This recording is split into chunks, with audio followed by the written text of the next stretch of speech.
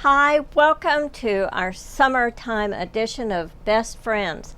We're headed into August at this point, and the summer isn't over yet, but it is winding down. This is, after all, Washington. So we have events to tell you about, like the Pet Day at the Lacey Market that's coming up on September 14th. That'll be at Huntemer Park in Lacey. That's the kind of pocket park behind Fred Meyer over off Slater Kinney. If you need to know where that is, that's the general vicinity. Important thing about it is there'll be lots of activities for people who love animals, but there'll also be a microchipping clinic. And if you want to have your pet microchipped at a very reasonable cost, I think $10 if you have a licensed pet, come on by. Make plans to be there. Just make sure the dogs are on leashes and the cats are in carriers, and you know the drill.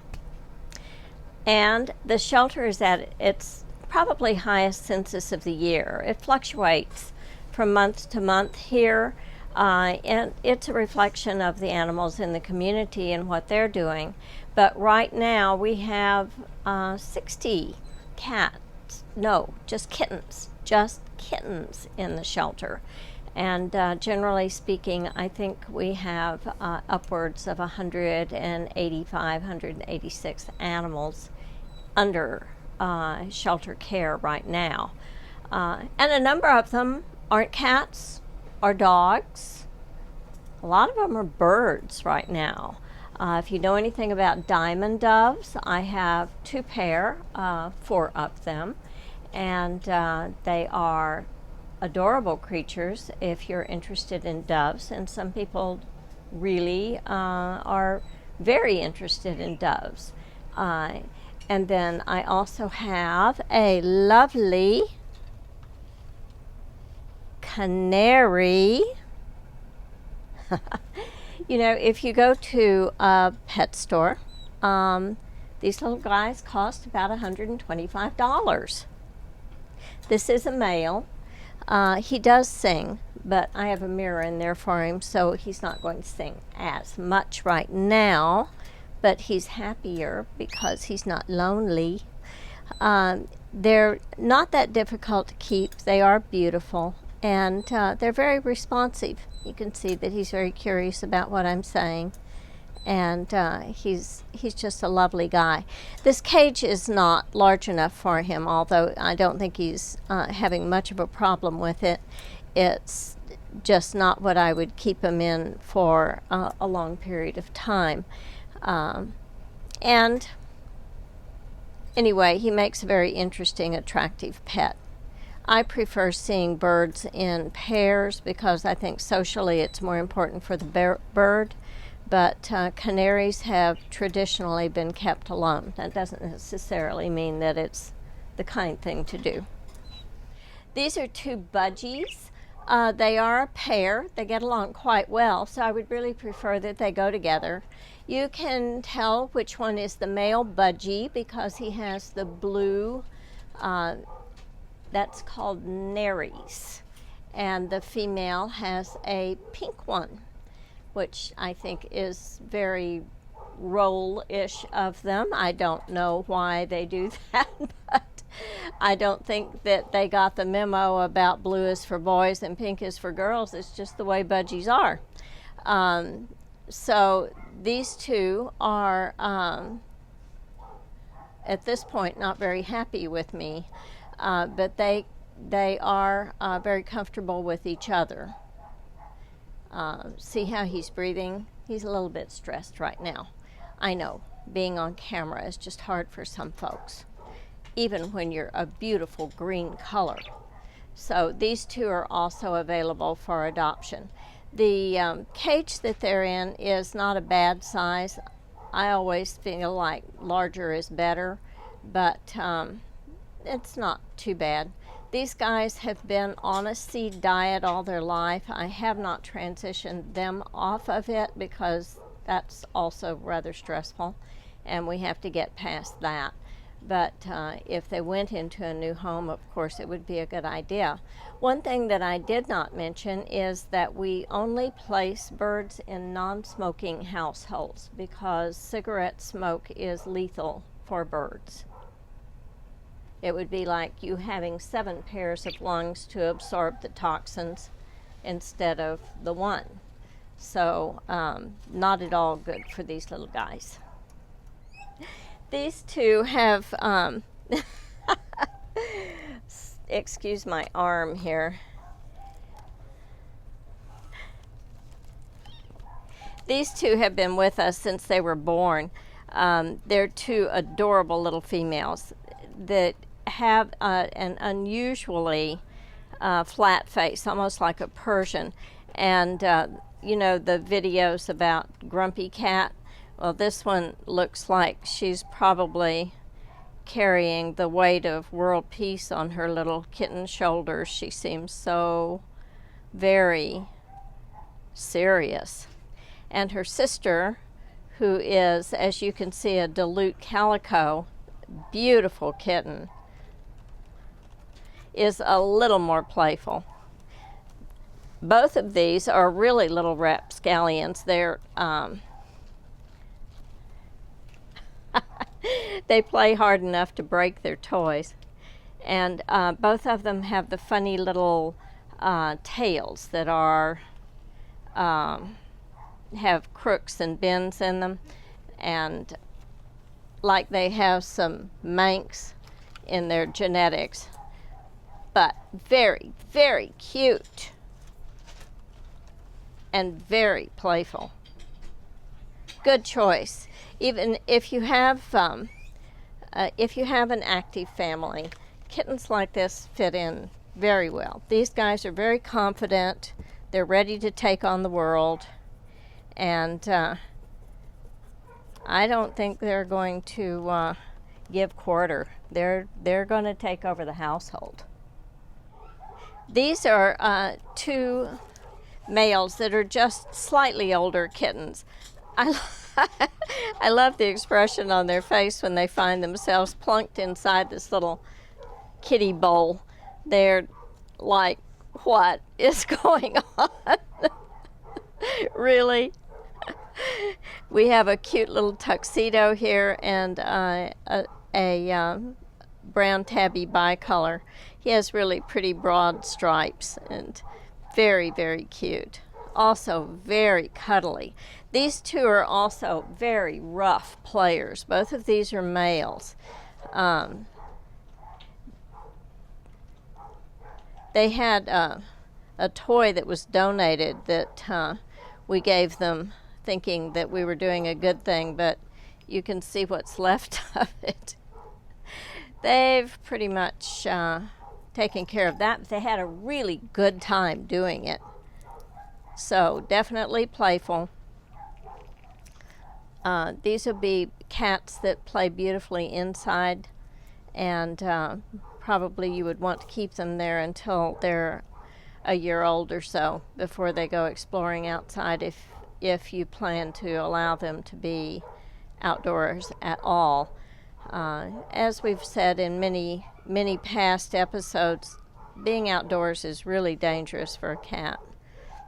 Some cats cope very well with it, but the ones that have no fear of dogs and are excessively friendly don't actually do well outdoors because they don't have the caution that it takes to survive.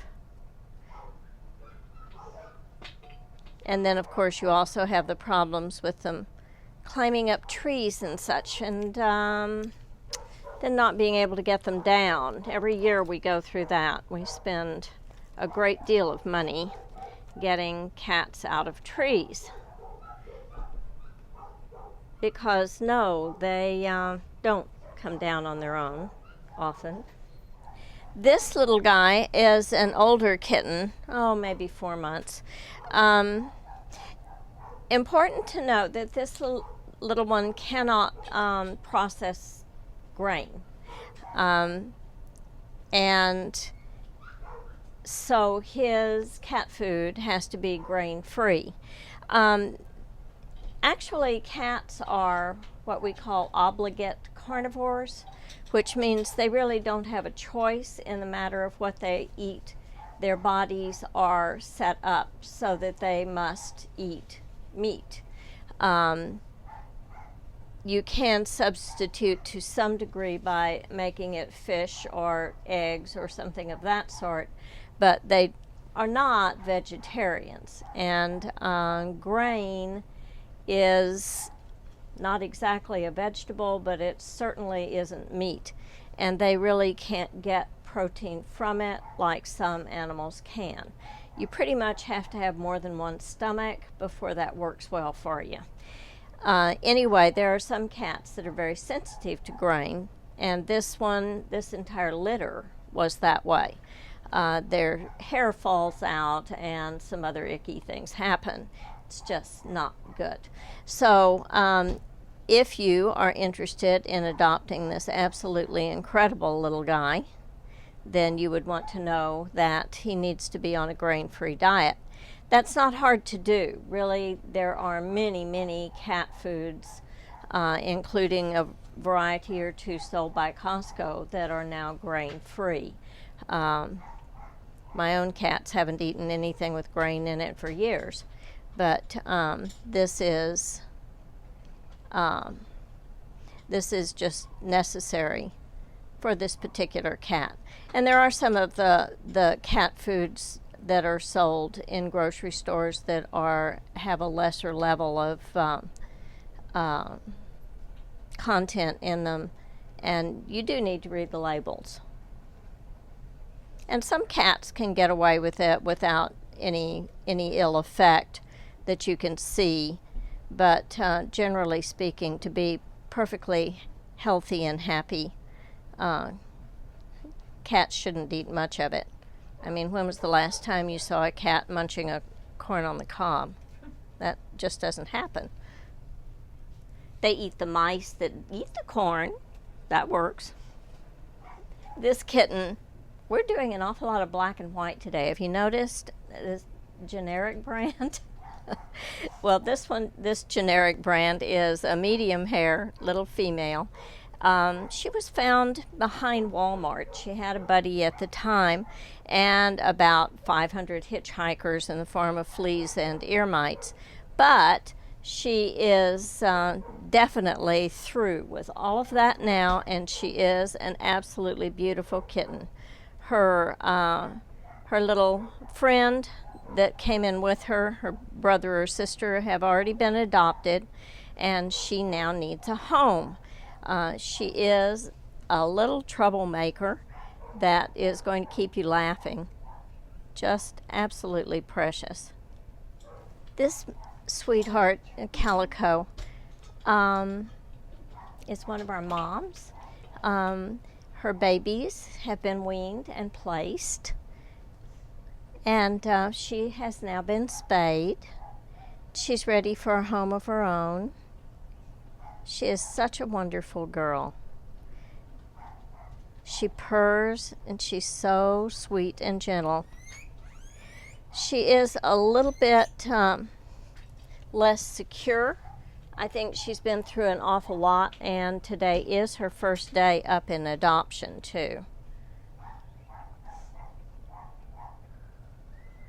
But loves attention. Isn't real sure about that camera.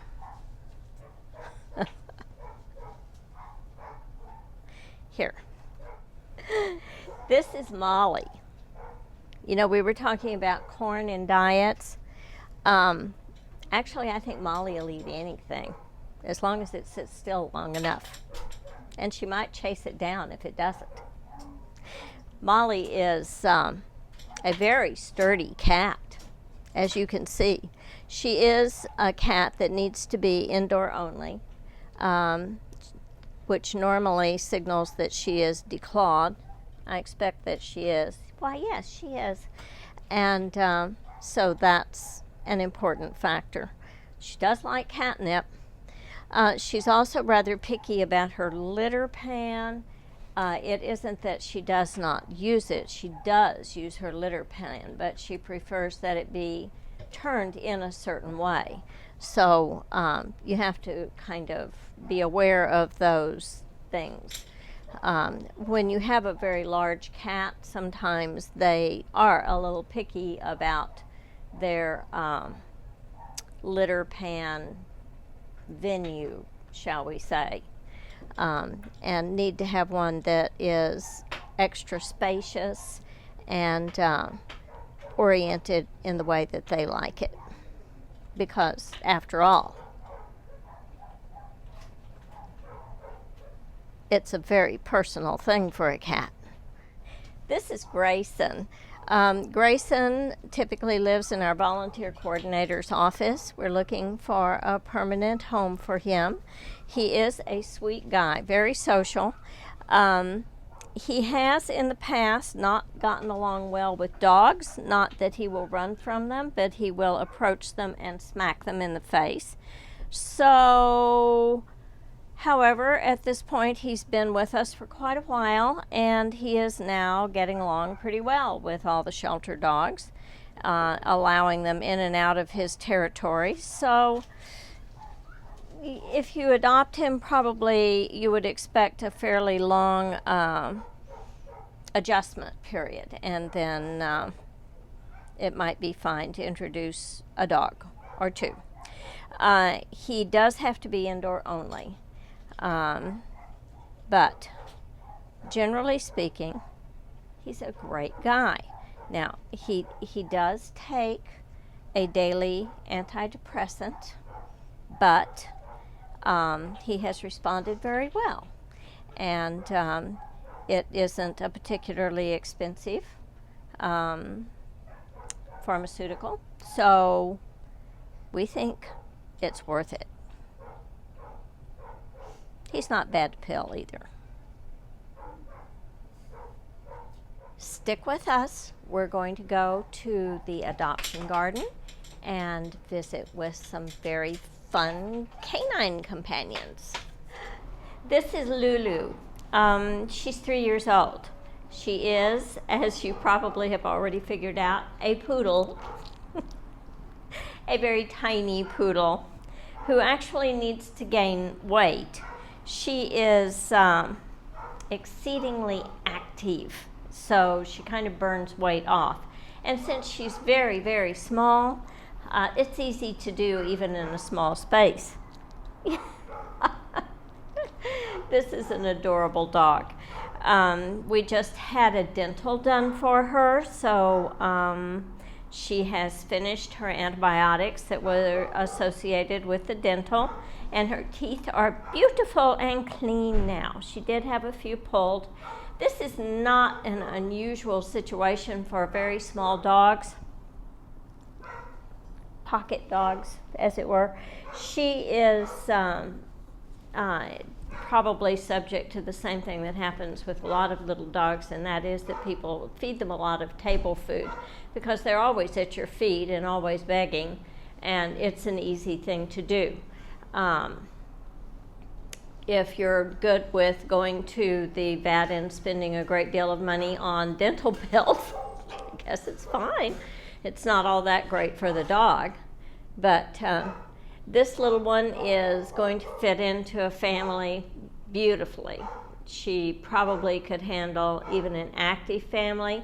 I wouldn't go with one that has very tiny children, just simply because small dogs tend to be pretty body protective. They're fragile and they know it. Yes, they do. But I think it would be a prize for any family. She's just a great little girl. She has a puppy cut right now. Obviously, grooming is something that is essential if you adopt a poodle because their fur doesn't fall out like other dogs does. They don't shed, and that's a great thing, but their fur does keep growing. It's and so it does have to be trimmed. Otherwise, they mat very easily. And of course, she can be bathed in between groomings. Just such a cutie. Little shoe button eyes and everything. This is Deja. Deja is spayed. She is a Labrador Pit mix. Has to have secure confinement. Food driven, as you can see. I know, yes. But very trainable. A very responsive dog.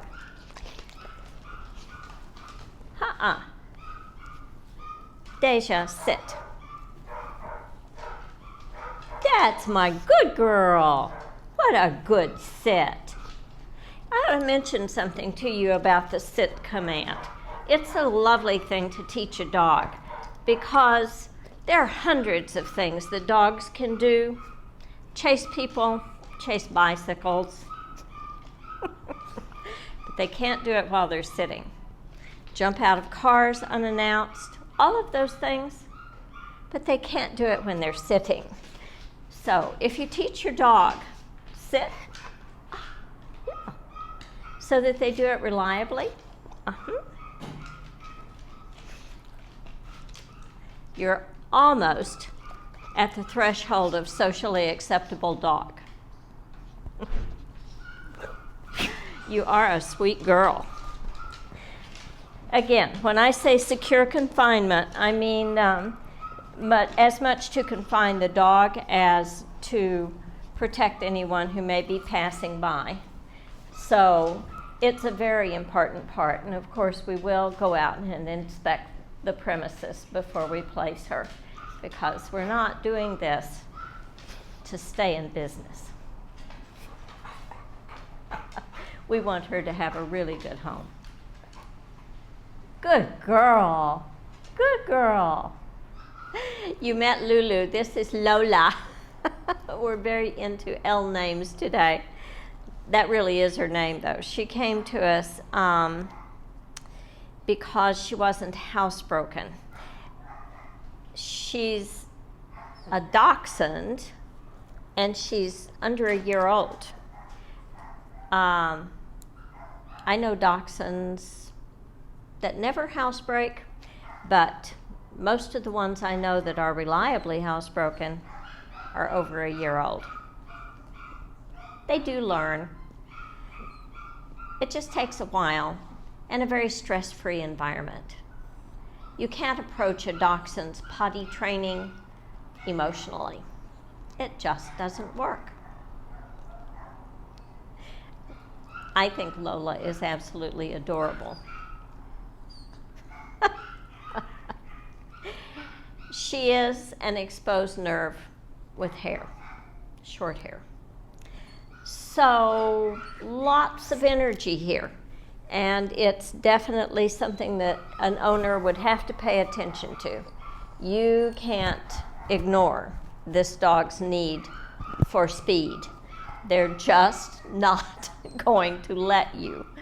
And you can either satisfy that by letting them use your house as a racetrack, or you can spend an awful lot of time outside playing with your dog or going for very long walks. There you go. She has a rather rapid metabolism too, which of course is responsible for not holding a lot of weight, but needs a good quality of dog food. She does have a good appetite, and you can see her vibrating.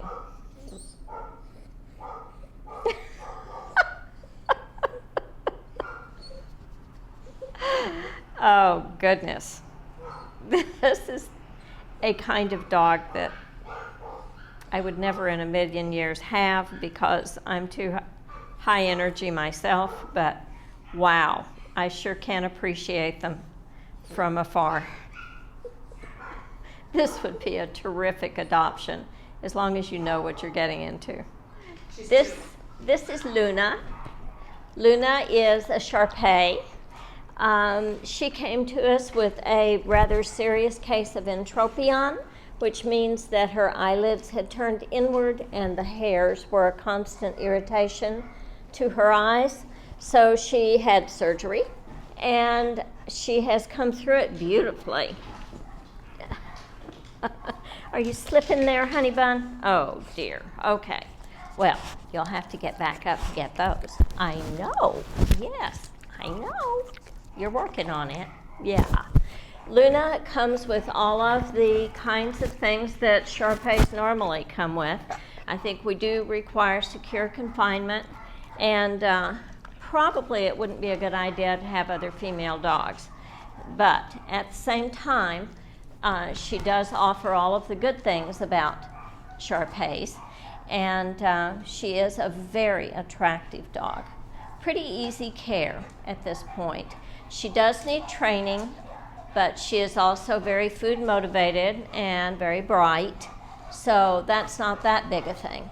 Very friendly, which is, of course, what you really want in a Shar-Pei. You don't need a dog that dismantles the neighbors. That's not a good thing at all, even though they are known for being protective. She's very friendly. I think I saved the best till last for those terrier people out there. This one we think may have some dachshund in her, but the rest of it is like rough-coated Jack Russell, and she's a corker. She is like perpetual motion and very friendly. Would be very careful about this dog, though, if she were mine. You need secure confinement. These guys will definitely do a number on cats. If you have cats in your home, I would recommend a great deal of care before you select one of these dogs. She is a perfect dog for somebody that loves to walk, because she has high energy, and yet she's not hard to handle. She's small. She is going to be quite the ratter. I suspect she loves toys. She is just an adorable little girl. I love the curl right on top. It sticks straight up. She is just perfect. She can be an apartment dog. She could be a house with a yard dog, although she needs to be a house dog. This is the kind of dog you need to keep close to you, because when you leave them, they turn into boredom central and start barking, and you absolutely do not want that to happen. If you care a fig about your neighbors or the lawsuit that they will hand to you if you do not keep her close by. She is just a precious, precious dog, and I think whoever adopts her is going to be very pleased. And with that, we will say until next time, be very good to your four-legged friends. Be careful, because the heat is still with us and it can catch you by surprise. So be a cool owner and leave your pet at home. And come visit us. We're at 3120 Martin Way. We'd love to see you.